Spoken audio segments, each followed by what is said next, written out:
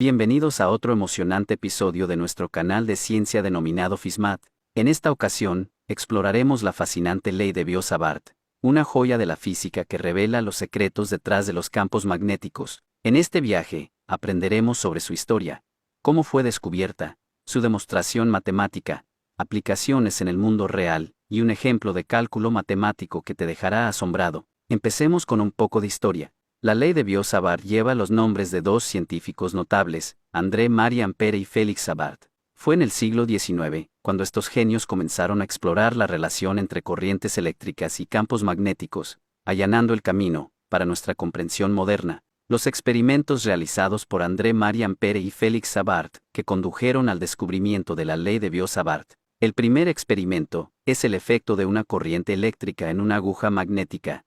Ampère y Savart comenzaron su investigación observando el efecto de una corriente eléctrica en una aguja magnética. Para esto, pasaron una corriente eléctrica a través de un alambre conductor recto, y colocaron una aguja magnética cerca del alambre, y observaron que la aguja magnética se desviaba de su posición original en presencia de la corriente eléctrica. Esto indicaba que la corriente eléctrica generaba un campo magnético alrededor del alambre. Además, notaron que la dirección de la desviación de la aguja dependía de la dirección de la corriente eléctrica en el alambre. Ampère y Savart realizaron experimentos adicionales para determinar cómo la intensidad del campo magnético variaba con la corriente eléctrica. Descubrieron que a medida que aumentaban la corriente eléctrica en el alambre, la desviación de la aguja magnética también aumentaba. Esto sugirió una relación directa entre la corriente eléctrica y la intensidad del campo magnético. En otro experimento, variaron la distancia entre la aguja magnética y el alambre conductor mientras mantenían constante la corriente eléctrica. Observaron que a medida que aumentaba la distancia,